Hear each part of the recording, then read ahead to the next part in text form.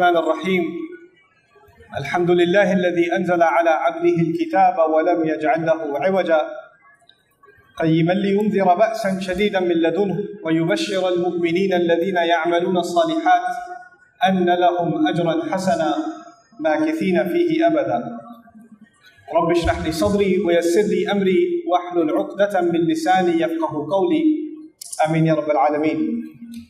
আমার জীবনে বহুদিন ধরে আমি লেকচার দিয়ে আসছি, আর বক্তব্য চলাকালে শ্রোতারা নিজেদের মধ্যে কথা বললেও আমি বক্তব্য দিতে অভ্যস্ত।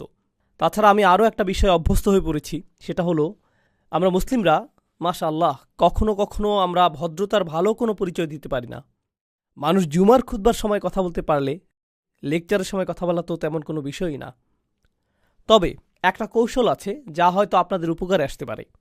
আপনি যখন কাউকে অযথা কথা বলতে দেখবেন তাদের দিকে তাকাবেন। আপনি কাউকে অযথা কথা বলতে দেখলে শুধু তাদের দিকে তাকাবেন। বোনেরা, আপনাদের স্বামীরা দেরি করে বাসায় ফিরলে আপনারা যেভাবে তাকান ঠিক সেভাবে তাকিয়ে থাকবেন। আপনারা এভাবে তাকানোতে অভ্যস্ত। ভাইয়েরা, আপনারা হাস্যকর কিছু দেখলে যেভাবে তাকান সেভাবে তাকাবেন। আপনি দেখবেন খুব তাড়াতাড়ি সব শান্ত হয়ে গেছে। বিশেষ করে বোনদের দিক থেকে আমি অন্তত 1000 বার দেখেছি এটা আসলেই ভালো কাজ করে। আচ্ছা, যাই হোক, আমাকে বলতে বলা হয়েছে। আমার মনে হয় না আমি খুব বেশি সময় নেব, হয়তো 20 মিনিট, এবং আমি কথা রাখতে চেষ্টা করব ইনশাআল্লাহ তাআলা। আপনাদের সাথে আমি কিছু বিষয় শেয়ার করব যা আমি খুবই গুরুত্বপূর্ণ বলে মনে করি। আলহামদুলিল্লাহ, অতি সম্প্রতি পৃথিবীর বিভিন্ন স্থানে আমার ভ্রমণের সুযোগ হয়েছে। মধ্যপ্রাচ্যে যাওয়ার সুযোগ হয়েছে, মালয়েশিয়া যাওয়ার সুযোগ হয়েছে আলহামদুলিল্লাহ, এরপর সিঙ্গাপুর, ইউরোপের কিছু জায়গায়, তারপর যদিও কানাডা তেমন বিবেচ্য নয়, আচ্ছা যাই হোক, কানাডায়ও গিয়েছি, এরপর মেক্সিকো। দেখুন, আপনি যখন বিভিন্ন জায়গায় ভ্রমণ করবেন আপনার দৃষ্টিভঙ্গির পরিবর্তন হবে। আপনি বুঝতে পারবেন যে প্রথমে আপনার মনে হয় আমেরিকায় আমাদের সমস্যাগুলো অথবা আমেরিকার তরুণদের সমস্যাগুলো কিংবা মুসলিম সমাজের সমস্যাগুলো একেবারেই ভিন্ন, অন্যান্যদের চেয়ে আমাদের সমস্যাগুলো কত আলাদা। কিন্তু আপনি যখন বিভিন্ন দেশে ভ্রমণ করবেন আপনি বুঝতে পারবেন যে হ্যাঁ, সমস্যাগুলোর মধ্যে ভিন্নতা ঠিকই আছে, কিন্তু প্রকৃতপক্ষে মানবজাতি হিসেবে বিভিন্নভাবে আমরা একই সমস্যায় ভুগছি। মানুষ হিসেবে আমরা সবাই মূলত একই সমস্যাতেই ভুগছি, এবং বর্তমানে মানব সমাজ যে সমস্যাগুলোর সম্মুখীন হচ্ছে এর মধ্যে কিছু বড় সমস্যা নিয়ে আমি আলোচনা করতে চাই। এটা সম্পূর্ণ আমার ব্যক্তিগত অভিমত। এই ব্যাপারে আমার সাথে আপনাদের একমত হওয়া জরুরি নয়, এবং এরপর আমি আপনাদের সাথে কোরআন থেকে এর সমাধানের বিষয়ে কথা বলবো। এই বিষয়গুলোই আজ আমি আপনাদের সাথে শেয়ার করতে চাই ইনশাআল্লাহ।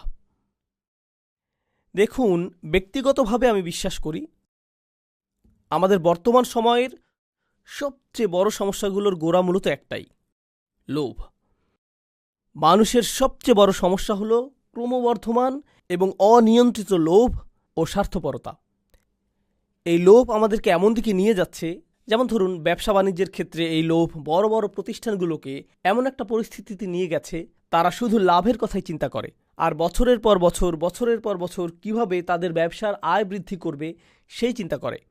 এবং এমনটা করতে গিয়ে সমুদ্রের একটা সম্পূর্ণ অংশ কি ধ্বংস হয়ে যাচ্ছে, নাকি একটা পুরো গ্রাম উজাড় হয়ে যাচ্ছে, নাকি এর মাধ্যমে পাহাড় ধ্বংস হয়ে যাচ্ছে, অথবা এটি শুধু পরিবেশের গঠনগত ক্ষতি করছে তাই নয়, বরং সমগ্র পৃথিবীর সামাজিক এবং অর্থনৈতিক পরিবেশের ক্ষতি করছে, তারা এসবের কোনো কিছুই তোয়াক্কা করছে না, কারণ দিন শেষে এর মাধ্যমে তারা লাভ করতে পারছে। তাহলে পৃথিবীর সমস্ত দুর্নীতির একটা বড় অংশ, রাজনৈতিক দুর্নীতি বলেন বা পরিবেশগত দুর্নীতি, যা খুবই আশঙ্কাজনক, তাই না? এই সব কিছুর মূল কারণ হচ্ছে অনিয়ন্ত্রিত, লাগামহীন এবং অপ্রতিরোধ্য লোভ। এটাই মূল কারণ। আমি ব্যক্তিগতভাবে বিশ্বাস করি এটাই বর্তমান বিশ্বের অনেক অনেক অনেক সমস্যার কেন্দ্রবিন্দু। আপনি যদি লোভ সম্পর্কে কোরআন থেকে গবেষণা করেন আপনি দেখবেন আল্লাহ আযজা জাল্লা বেশ স্পষ্ট ভঙ্গিতে এর বর্ণনা দিয়েছেন। তিনি বলছেন, অমাইয়ুকা শুহ্হা নাফসিহি ফাউলাইকা হুমুল মুফলিহুন। আয়াতটির ভাষা খুবই ইন্টারেস্টিং। আল্লাহ বলছেন যাদেরকে তাদের অন্তরে বিদ্যমান লোভ থেকে রক্ষা করা হয়েছে। অন্যভাবে বলতে গেলে আল্লাহ এই সত্যের ঘোষণা দিচ্ছেন যে প্রত্যেক মানুষের মধ্যে কি আছে? লোভ আছে। আমরা সবাই লোভী। বিষয়টা এমন না যে কিছু মানুষ লোভী আর কিছু মানুষ লোভী নয়। প্রকৃতপক্ষে আমরা সবাই লোভী। এবং এরপর আল্লাহ বলছেন অমাইয়ুকা, যা প্যাসিভ ফর্ম। এর মাধ্যমে বলা হচ্ছে যে ব্যক্তিকে এই লোভ থেকে রক্ষা করা হয়েছে, অর্থাৎ আমার অন্তরের ভিতরে এমন কিছু একটা আছে এবং আমি নিজে আমাকে এর থেকে সুরক্ষিত রাখতে পারি না। ইয়ানি লাম ইয়াকুল ওমাইয়াত্তাকি শুহা নাফসিহি, যে ব্যক্তি তার অন্তরের লোভ বা সংকীর্ণতা থেকে নিজেকে রক্ষা করতে পারবে। আমি যদি বলি, মনোযোগ দিয়ে শুনুন, আমি যদি বলি আমি আমাকে রক্ষা করতে সক্ষম, এখানে রক্ষা করার কাজটি কে করছে? আমি নিজে। আমি নিজে কাকে রক্ষা করছি? আমার নিজেকে। কিন্তু আমি যদি বলি আমাকে রক্ষা করা হয়েছে, এই ধরনের বাক্যে রক্ষা করার কাজটা কে করছে? অন্য কোনো ব্যক্তি, এমন কেউ যার কথা উল্লেখ করা হয়নি। এই আয়াতে আল্লাহ বলছেন তোমাদেরকে অবশ্যই বাইরে থেকে নিরাপত্তা দিতে হবে, বাইরের কাউকেই আসতে হবে যে তোমাদেরকে তোমাদের মনের গভীরে থাকা লোভ থেকে রক্ষা করবে, এবং তোমাদের কাছ থেকে লোভ সংকীর্ণতা কখনো আলাদা করা যায় না। এই জন্যই কোরআনের ভাষায় আমরা এমনটা পাই না আশুহা ফি নফসিহি অথবা আশুহা লি নফসিহি, বরং এটা ছিল শুহা নফসিহি। এর মানে হলো, ব্যাকরণের শিক্ষার্থীদের জন্য বলছি, এটা একটা ইদাফ, এখানে একটা মুদাফ এবং মুদাফ ইলাই আছে, এবং এই দুইটা শব্দ পরস্পরের সাথে দৃঢ়ভাবে জুড়ে আছে। আপনি একটা মুদাফকে মুদাফ ইলাই থেকে আলাদা করতে পারবেন না। আল্লাহ বলছেন মানুষ কখনোই তাদের নিজেদেরকে লোভ থেকে পৃথক করতে পারবে না। এমন কোনো একটা দিন আসবে না যেদিন আপনার ঈমান এতটাই সুউচ্চ থাকবে এবং আপনি আর কোনো লোভ অনুভব করবেন না। এমনটা কখনোই হবে না। প্রত্যেকটা দিন আমাকে আপনাকে লোভের বিপরীতে নিজেদেরকে আত্মরক্ষা করে যেতে হবে। এটা একটা সার্বক্ষণিক সংগ্রাম। আমি শুরু করেছিলাম বড় বড় প্রতিষ্ঠানের কথা, পৃথিবী দূষণ এবং ধ্বংসের কথা বলে। এখন আসুন বিষয়টাকে আমরা আমাদের ঘরের কাছাকাছি নিয়ে যাই। প্রতিটি মাই লোভী, প্রতিটি বাবাই লোভী, প্রতিটি ছেলে সন্তান লোভী, প্রতিটা কন্যা সন্তান লোভী। একটা বাচ্চা বলে, তুমি গত সপ্তাহে আমাকে একটা খেলনা কিনে দিয়েছ, আমি এখন আরেকটা চাই। জানেন, আমার ছেলে একটা সৈনিক কিনতে চেয়েছে, আমাকে বলেছে নিনজা টার্টেলের নতুন একটা সৈনিক কিনে দিতে। ঠিক আছে, কারণ তারা তাদের পুরাতন সৈন্যগুলো পরিবর্তন করেছে, এখনকারগুলো আরও বিদঘুটে। এখন তাদের চোখগুলো কেমন জানি উন্মাদের মতো, মাথাটা কঙ্কালের মতো। কিন্তু সে এই নতুন সৈনিকই চায়। সে টিভিতে নতুন নিনজা টার্টেল দেখেছে, তাই সে আমাকে বলল, বাবা আমাকে নতুন একটা সৈন্য কিনে দাও। আচ্ছা, আমি তাকে একটা সৈন্য কিনে দিলাম। আর জানেন, যখন আমি তাকে এটা দিলাম সে যে কি খুশি হয়েছিল। তারপর সে আমাকে বলল আরও 3টা সৈনিক চাই, কারণ প্রত্যেকটা টার্টেলের জন্য আমার একজন একজন করে সৈনিক লাগবে। দেখো, 4 জন মিলে শুধুমাত্র একজন সৈনিকের সাথে লড়াই করতে পারবে না। ইন্না লিল্লাহি ওয়া ইন্না ইলাইহি রাজিউন, এটা হতে পারে না। লড়াইটা অবশ্যই ন্যায্য হওয়া উচিত, তাই না বাবা? এমনকি আপনার 3 বছরের বাচ্চাটারও লোভ আছে। আপনি বাসায় একটা কেক নিয়ে আসেন, কিংবা বাসায় M&M অথবা খুবই ছোট্ট সামান্য কোনো চকলেট নিয়ে যান, দেখবেন বাচ্চারা সবাই সেখানে জড়ো হয়ে যাবে। ধরুন একটা বাচ্চা একটা চকলেট পেল, আরেকটা বাচ্চা 2টা পেল। সাথে সাথে প্রথম বাচ্চাটা কি বলবে? আমার আরেকটা কোথায়? ওরটা হলুদ রঙের, আমিও কি হলুদ রঙের ক্যান্ডি পেতে পারি? তোমার এম আমারটার চাইতে বড়। আরে, এটা তো বড় হাতের এম, আমারটা কেন ছোট হাতের? সাথে সাথে তুলনা, আমারটা কেন ছোট হাতের? সুতরাং আপনি যেটা বুঝতে পারবেন, ধরুন আপনি যদি তাদেরকে প্রশ্ন করেন, যদি সে 2টা খায় আর তুমি একটা খাও, তাহলে তোমারটার স্বাদ কি কমে যাবে? সে কি তোমার খুশির কোনো অংশ কোনোভাবে কেড়ে নিচ্ছে? কারো কাছে কোনো কিছু আছে জানলেই আমরা ভাবি এটা আমার চাই। লোভের ক্ষেত্রে সবচেয়ে অদ্ভুত ব্যাপারটা কি জানেন? একটা বাচ্চা বসে আছে, তার আশেপাশে সব খেলনা, সে কিন্তু এগুলো দিয়ে খেলছে না। এরই মধ্যে তার ভাই এসে শুধু খেলনাগুলোর দিকে তাকালো। সাথে সাথে বাচ্চাটা কি করে?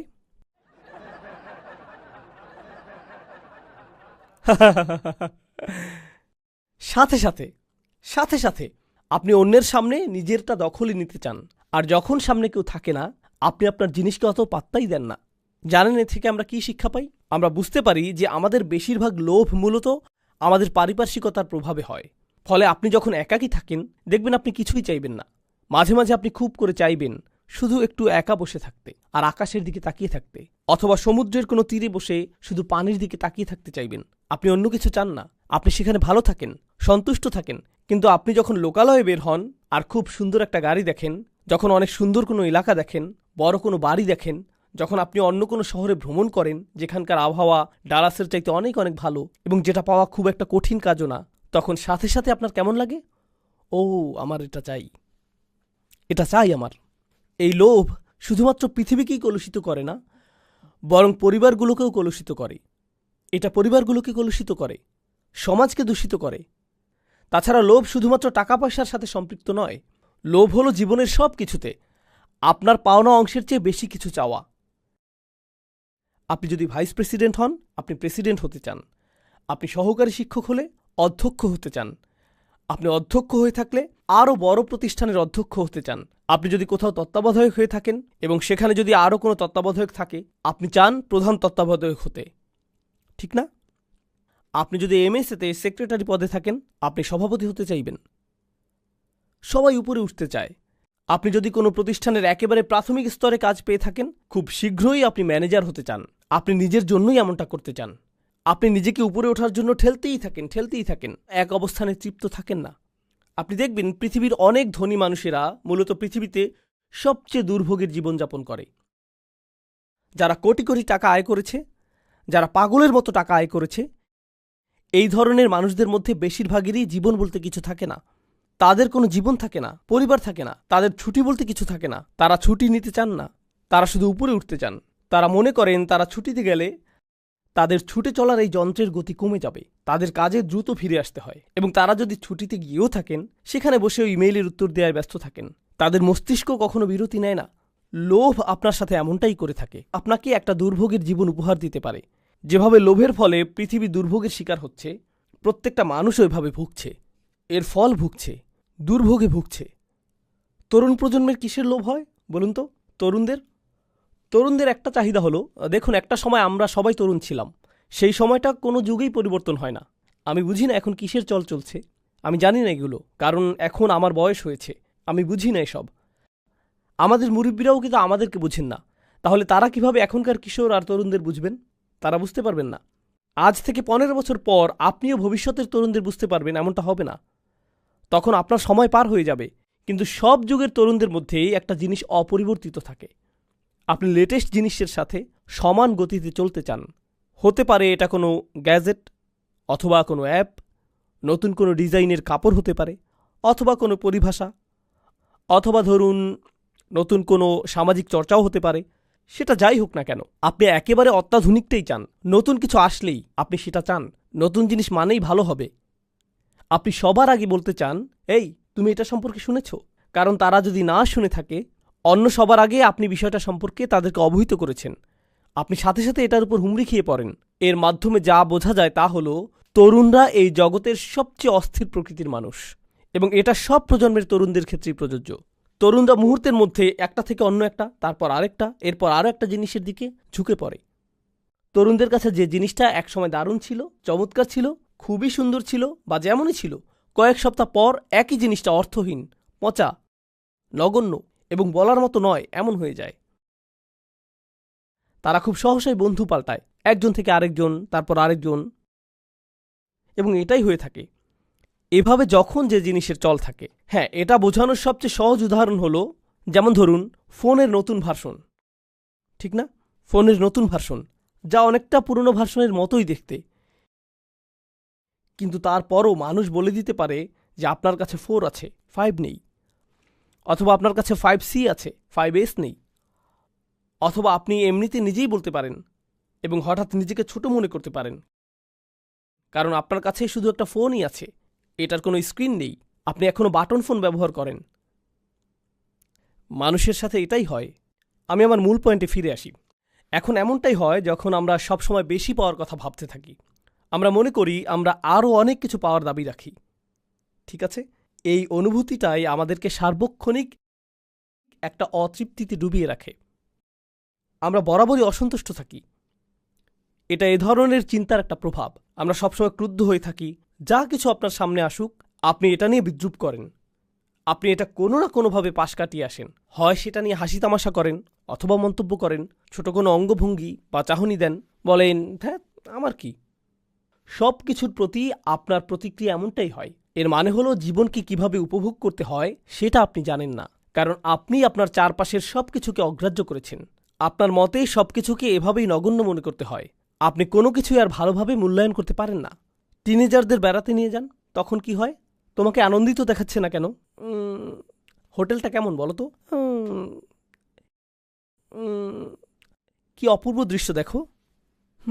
মোটামুটি। তারা মূল্যায়ন করতে পারে না। মূল্যায়ন করার ক্ষমতা আপনার কাছ থেকে কেড়ে নেওয়া হয়েছে। এই যে অতিমাত্রার লোভ, প্রতিনিয়ত এবং তাৎক্ষণিক আনন্দ পাওয়ার ইচ্ছা, এগুলোর ফলে কি হয় জানেন? তরুণদের পুরো একটা প্রজন্ম গড়ে উঠেছে যারা চরম উদাসীন এবং নিরুৎসাহিত। তারা প্রতিনিয়ত এত বেশি কিছু করার এবং এত বেশি জিনিস পাওয়ার প্রতি আকৃষ্ট হয় যে তারা জীবনে কোনো কিছু অর্জন করে নেয়ার ইচ্ছাই হারিয়ে ফেলে। তারা শুধু বাসায় বসে থাকে আর সারাদিন ভিডিও গেম খেলে, আর নেটফ্লিক্সে বা অ্যামাজনে, হুলু কিংবা ইউটিউব বা অন্য যেখানেই হোক একটার পর একটা ভিডিও দেখে এবং এভাবেই চলতে থাকে। আপনি যদি তাকে প্রশ্ন করেন তুমি কি করতে চাও, কিছু না। তুমি আগামীকাল কি করবে, এই তো কিছু না। তোমার জীবনের লক্ষ্য কি, আমার তেমন কোনো লক্ষ্য নেই। তোমার মেজর বিষয় কোনটা, আমি এখনো ঠিক করিনি। কি বলো তুমি 5 বছরের সিনিয়র, অথচ এখনো তোমার মেজর ঠিক করনি? আমি নিশ্চিত না, আমি অনেক কিছু চেষ্টা করেছি, তারপরও আচ্ছা যাকগে। তাহলে আপনি একেবারে নিরুৎসাহী একটা প্রজন্ম দেখেন। আপনি জানেন এই ধরনের সম্পূর্ণ নিরুৎসাহী একটা মানব সভ্যতা গড়ে উঠলে কি হয়?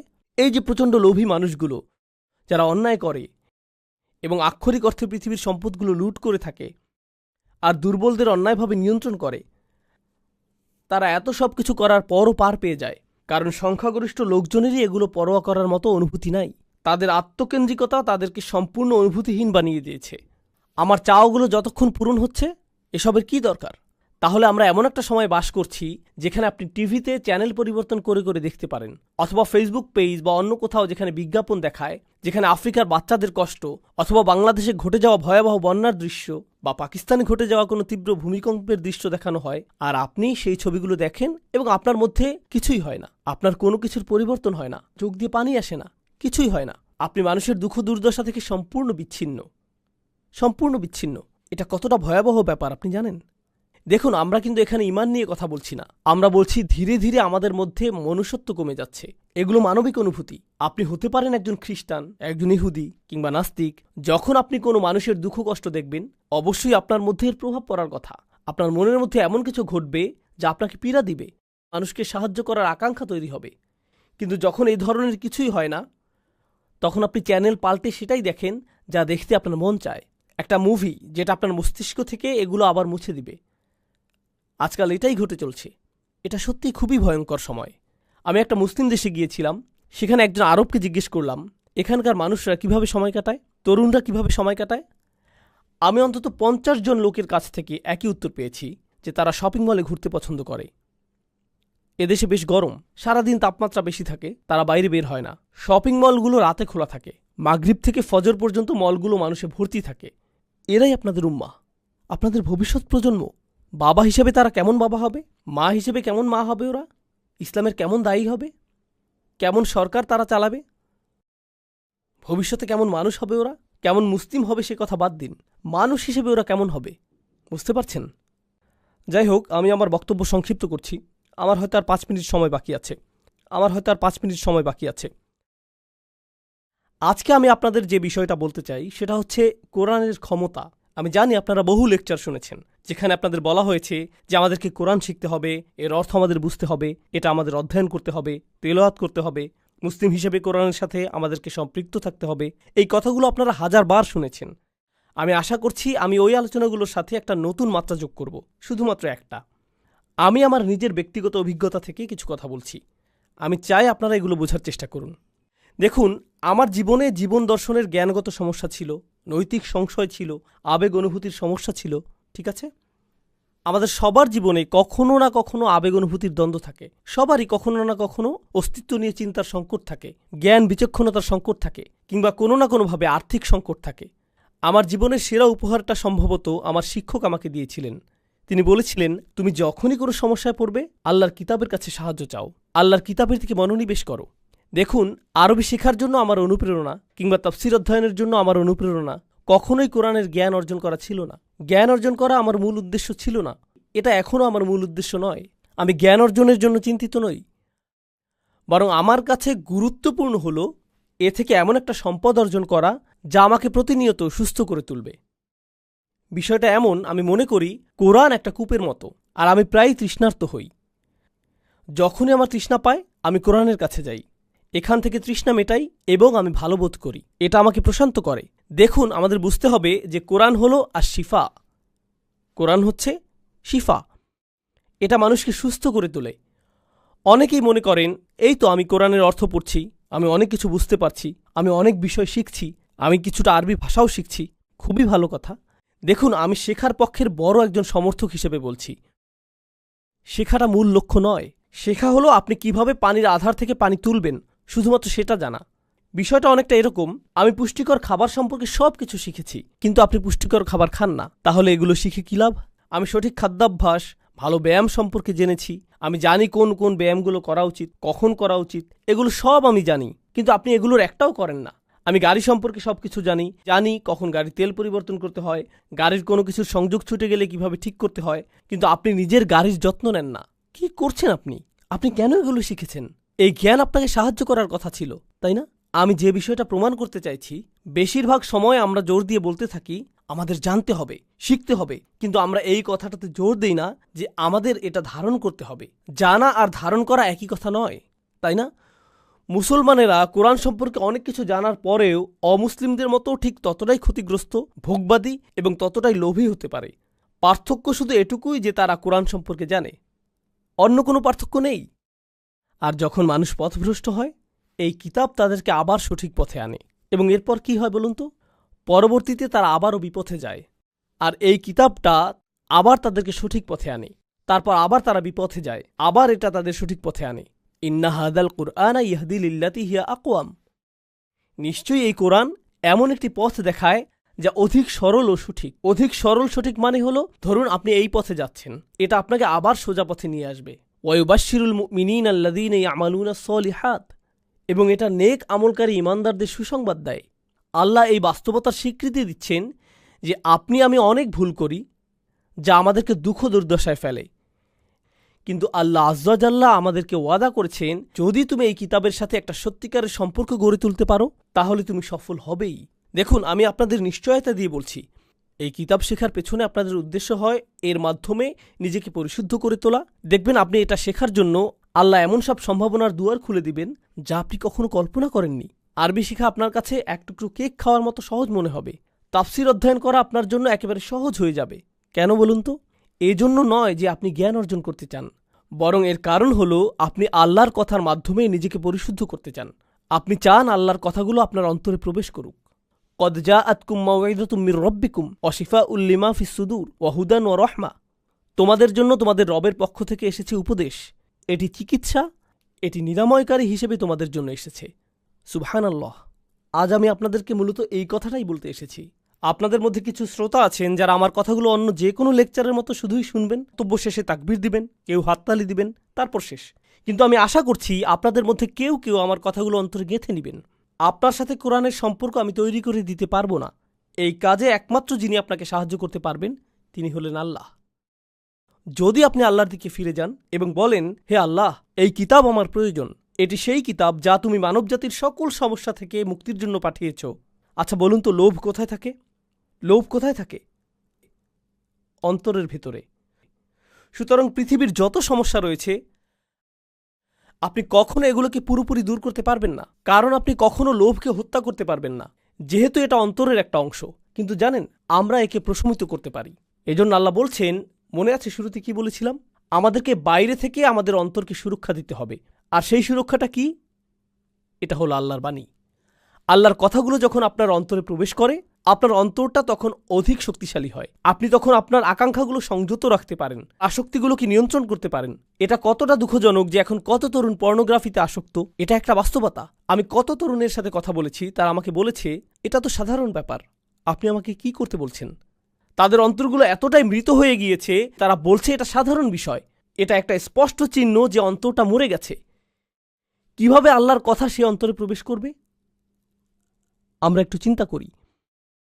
এই যে চোখ দুটো আল্লাহ আমাদেরকে দান করেছেন, আপনি যখন ওইসব বাজে ছবি দেখেন, এই চোখগুলোর অপব্যবহার করবেন, কিভাবে একই চোখ দুটো আল্লাহর জন্য অশ্রু ছড়াবে?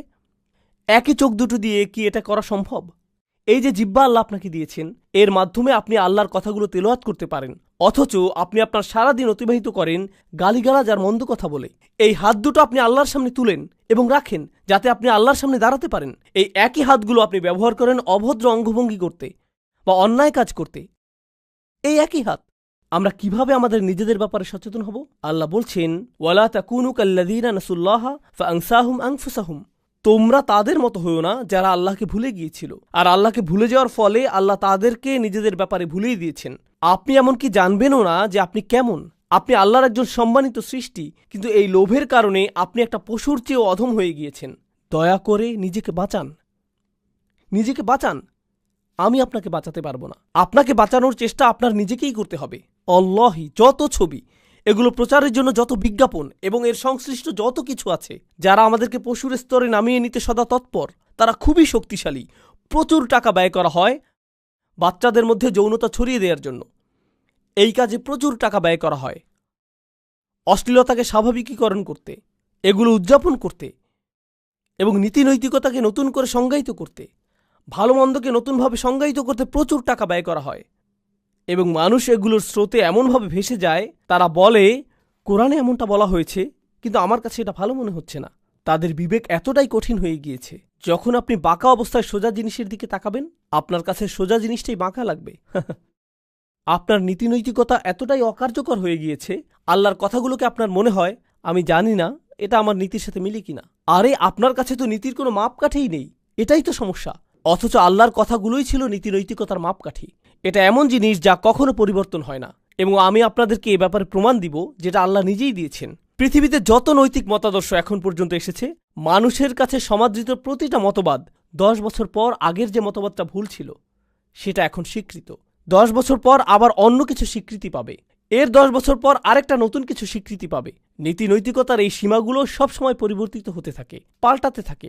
বৈশ্বিক মূল্যবোধগুলো সবসময় বদলে যায়, কিন্তু আল্লাহর কিতাব আমাদের ভালো মন্দের সীমা নির্ধারণ করে দিয়েছে, এবং সেই যে রসুল সাল্লাল্লাহু আলাইহি সাল্লামের সময় এই সীমা নির্ধারণ করা হয়েছিল, আজও তা সুপ্রতিষ্ঠিত।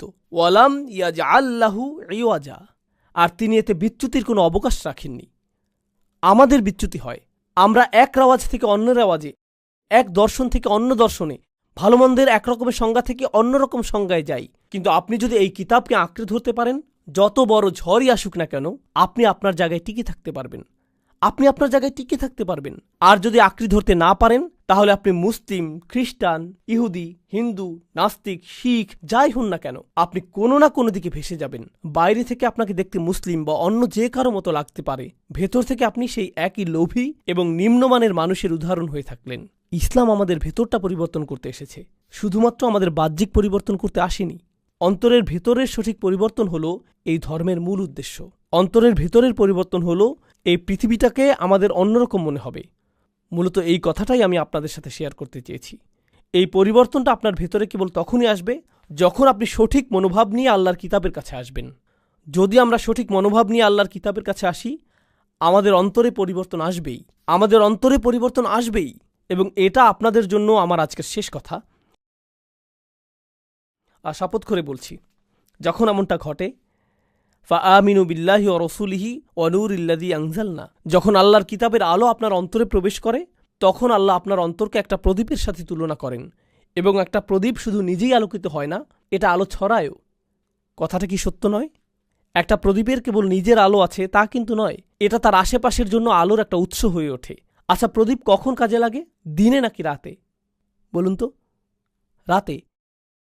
এর মানে হলো আপনারা এমন মানুষ হবেন যারা ঘোর কালো অন্ধকার যুগে বাস করবেন। আপনারা নিজেরা শুধুমাত্র আলোকিত থাকবেন তাই নয়, অন্যজনের জন্য আলোর উৎস হবেন। কারণ আমাদেরকে অন্ধকার চারপাশ থেকে প্রবলভাবে ছেয়ে রেখেছে। দেখুন, আমরা এখন অন্ধকার রাতে বাস করছি।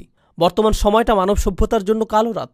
প্রযুক্তি বেড়েছে, উন্নয়ন বেড়েছে, মানুষের জ্ঞান বেড়েছে, কিন্তু সঠিক পথের সন্ধান নেই। আর এগুলোর সাথে সাথে মানুষের লোভও বেড়েছে, লাগামহীন লোভ বেড়েছে। এসবের ফলে মানুষের মধ্যে ধার্মিকতা কমেছে, ভদ্রতা কমেছে, নৈতিকতা কমে গিয়েছে। সুবহানাল্লাহ। আমি দোয়া করি আল্লাহ আজ্জা ওয়া জাল্লা আপনাদেরকে এবং আপনাদের সন্তানদেরকে এমন একটি প্রজন্ম তৈরি করার জন্য বাছাই করুন, যে প্রজন্ম কোরআনের আলোর প্রতিনিধিত্ব করবে, যারা শুধু আপনার নিজেদের পরিবারের জন্য নয়, বরং আপনাদের আশেপাশের সবার জন্য, সমাজের সকল মানুষের জন্য উজ্জ্বল এক আলোর উৎসে পরিণত হবে। এবং আল্লাহি, আমরা যদি আল্লাহর কিতাবের সদ্ব্যবহার করতে না পারি, এই ধরনের কোনো কিছু কখনো বাস্তবায়িত হবে না। যতদিন পর্যন্ত আমরা মনে করব কোরআনের জন্য একটুখানি, অল্প একটু সময় দেয়াই যথেষ্ট, ততদিন আমরা কেবল কোরআনকে সময় দেয়া ছাড়া অন্য সব কাজই করতে পারব। তাছাড়া আমরা নিজেদেরকে সত্যিকার অর্থে শোধরানোর জন্য এই কিতাব খুলি না। আমরা চমৎকার কোনো তথ্য জানার জন্য বা সুন্দর তেলাওয়াতের জন্য এটা খুলি। এবং কোরআন মানে আমাদের কাছে এটুকুই। যতদিন আমরা এভাবে চলতে থাকব, পৃথিবী ততই অধপতনের দিকে যেতে থাকবে এবং আল্লাহ অন্য মানুষদেরকে আমাদের স্থানে স্থলাভিষিক্ত করবেন। আফালা ইয়াতাদাব্বারুনাল কুরআন আম আলা কুলুবিন আকফালুহা। একই সূরা আল্লাহ বলছেন, ওয়া ইন তাতাওয়াল্লাউ ইস্তাবদাল কওমান গায়রাকুম সুম্মা লা ইয়াকুনু আমসালাকুম। আল্লাহ বলছেন, তারা কেন কোরআন সম্পর্কে চিন্তা ভাবনা করে না? তাদের অন্তর কি তালা পড়ে গেছে? কেন তাদের অন্তর কাজ করছে না? তারা কেন কোরআন সম্পর্কে গভীরভাবে চিন্তা করে না? আচ্ছা বলুন তো, গভীরভাবে চিন্তা করা, ভাবা, এই কাজগুলো কি কেউ মুহূর্তের মধ্যে করতে পারে, নাকি সময় লাগে? অনেক সময়ের প্রয়োজন। সুতরাং আল্লাহ বলছেন, তারা কেন কোরআন নিয়ে চিন্তা করতে নিজেদের সময় দিচ্ছে না? আল্লাহ নিজেই বলছেন কেন তারা এটা করছে না। ও নিশ্চয়ই তাদের অন্তর আটকা পড়ে আছে। বলুন তো তারা কিসে আটকা পড়ে আছে? লোভে। এবং পরবর্তীতে একই সূরায়, সূরা মুহাম্মাদে আল্লাহ আজ্জাজাল্লাহ বলছেন, ওয়া ইন তাতাওয়াল্লাউ ইস্তাবদিল কওমান গায়রাকুম সুম্মা লা ইয়াকুনু আমসালাকুম। আর যদি তোমরা মুখ ফিরিয়ে নাও, তবে আল্লাহ তোমাদের স্থানে অন্য কোনো জাতিকে স্থলাভিষিক্ত করবেন, যারা তোমাদের মতো ব্যর্থ হবে না। আক্ষরিকভাবে আপনারা যদি আল্লাহর কিতাবের সাথে দায়িত্বহীন আচরণ করেন, তবে আল্লাহর জন্য এটা করা মোটেও কঠিন হবে না যে তিনি এই পুরো উম্মাহকে